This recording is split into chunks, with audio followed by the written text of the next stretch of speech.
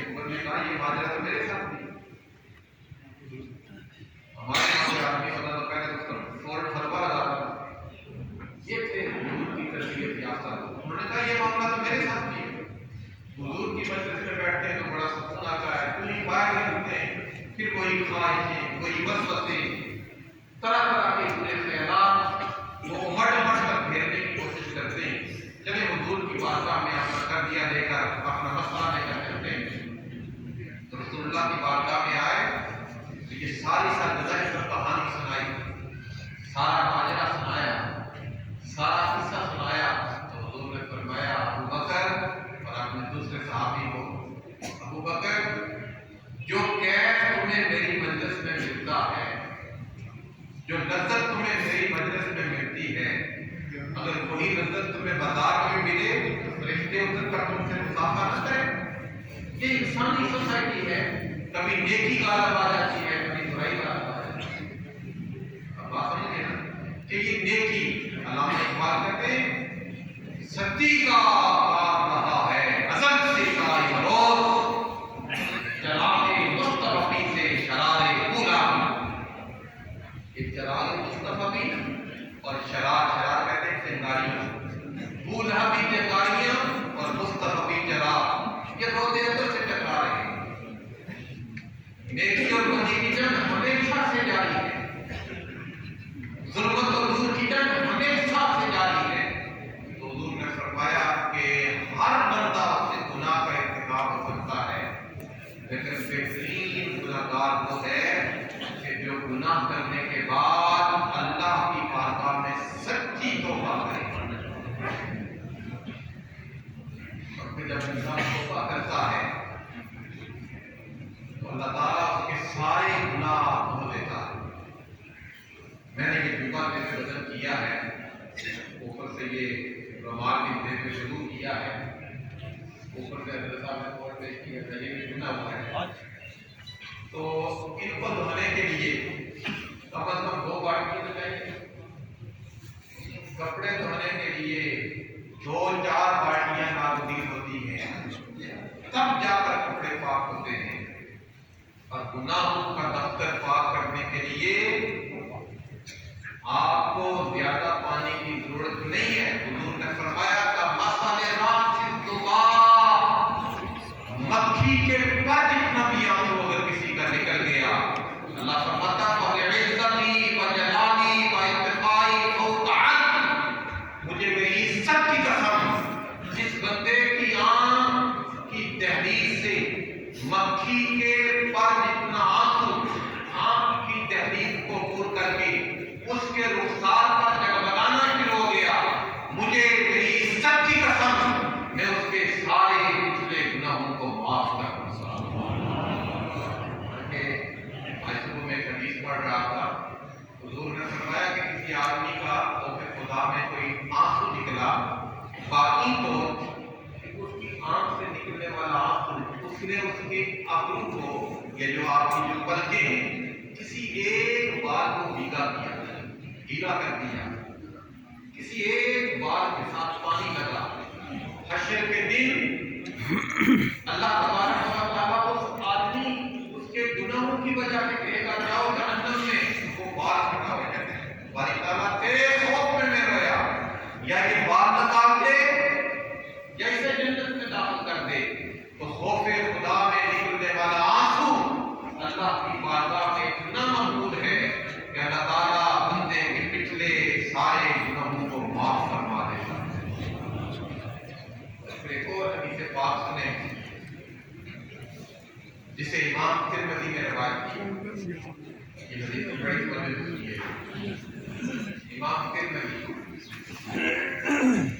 انشاءاللہ کی موقع پر حدیث کی جو کتابیں الجامع الصحیح البخاری, دوسری الجامع صحیح مسلم, تیسری جامع ترمذی, ابو داؤد, نسائی, ابن ماجہ, ان پر انشاءاللہ کسی موقع پر گفتگو کروں گا کہ ان لوگوں نے کس قدر ہماری رہنمائی کے لیے کتنی محنت سے یہ محبت کی. امام بخاری کہتے ہیں ہماری سوسائٹی میں ہمارے معاشرے میں جس معاشرے میں بے اولاد رہتے ہیں، اس معاشرے میں لوگوں کو علم والوں کی قدر نہیں ہے۔ جو اچھی موٹی پگڑی باندھ لیتا ہے بے شک نماز کا تعریف کرو اور پتہ پتہ بنا دے، بس یہ سب سے بڑا علامہ ہے۔ دو چار کی تصویریں یاد کریں تو ساری کہتے ہیں اقامت فی الحجاز اربع سنوات میں حجاز مقدس کے علم کے حصول کے لیے 4 سال رہا، ولا استقام دخلت فی البغداد، اور کہتے ہیں کہ میں اتنے سفر میں علم کے لیے بغداد میں کیے کہ اس کو شمار نہیں کر سکتا، پھر جا کر تمہاری کوئی میں تو ایک کتاب ہے ترمذی شریف، امام ابو عیسیٰ محمد بن عیسیٰ ترمذی حدیث کی کتاب کے مؤلف ہیں، سیدنا ابو ہریرہ رضی اللہ عنہ حدیث کو رپورٹ کرتے ہیں، حضور نے فرمایا لَأَنِينُ الْمُذْنِبِينَ أَحَبَّ إِلَى اللَّهِ مِنْ لَذِّ الْمُصَدِّقِينَ، کہ نیکوکار کی تسبیح جو ہے نا وہ جب چلتی ہے تو ایک دانہ دوسرے دانے کے ساتھ مس ہوتا ہے، ٹچ ہوتا ہے، رمق اور آواز پیدا ہوتی ہے۔ حضور نے فرمایا اللہ تبارک و تعالیٰ کو نیکوکار کی تسبیح کے دانوں سے پیدا ہونے والی آواز اتنی پسند نہیں ہے جتنی گناہگار کی آنکھ سے نکلنے والا آنسو اللہ۔ اس لیے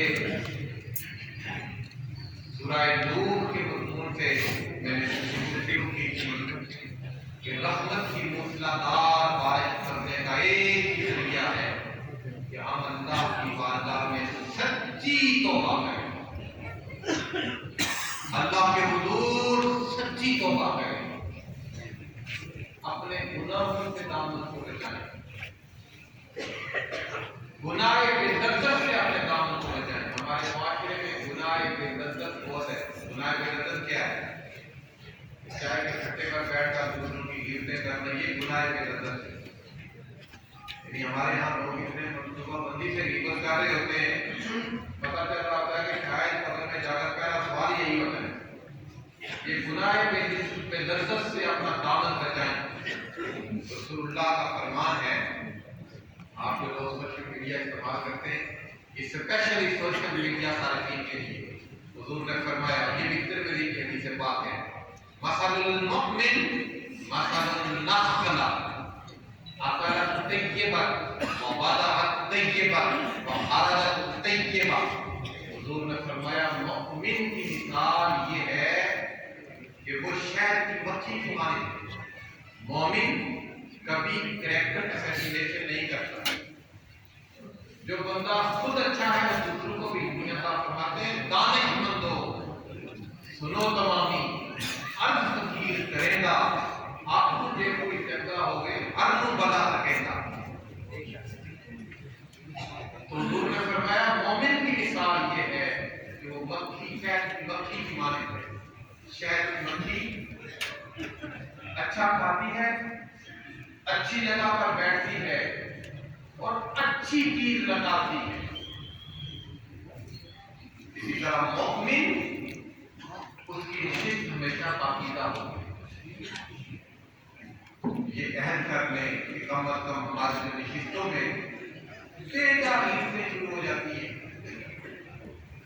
بعض لوگوں کو تو میں جانتا ہوں اور اللہ تعالیٰ نے ان کے چہروں سے نور بھی سرد کر دیا ہے۔ پتہ یہ چلتا ہے کہ شاید یہ دنیا میں اللہ نے پیدا ہی عبادت کرنے کے لیے۔ مومن ہمیشہ پاکیزہ جگہ پر رہے، زبان سے جب کوئی جملہ نکالتا ہے تو پاکیزہ جملہ نکالتا ہے،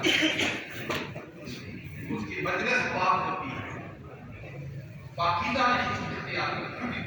اور آخری بات کہہ رہا ہوں، بڑی توجہ رکھیے، ایک محدث سے کہتے ہیں جسے کم از کم 4 لاکھ حدیثیں سندن متنن زبانی نہ ہوں، اسے محدث کہتے ہیں۔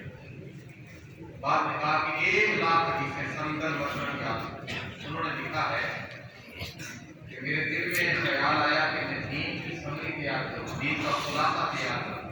کہتے ہیں کہ میں نے 4 لاکھ حدیثیں مرتب کی، 4 لاکھ حدیثوں میں سے میرا خیال آیا کہ دین کا خلاصہ اور مختصر لوگوں کے سامنے رکھیں۔ 4,000 حدیثیں مرتب کی۔ پھر کہتے ہیں میرا خیال آیا کہ میں 4,000 حدیثوں کو بھی خلاصہ لوگوں کے سامنے رکھوں۔ تو کہتے ہیں 400 حدیثیں بچ گئی۔ پھر کہتے ہیں میرے دل میں خیال آیا کہ یہ 400 احادیث کو بھی خلاصتاً حضور کی امت کے سامنے رکھوں۔ وہ کہتے ہیں 4 حدیثیں باقی بچ گئی۔ دین کا خلاصہ، دین کی اساس، دین کی بنیاد ہے، ہم سب لوگ یاد کرتے جائیں۔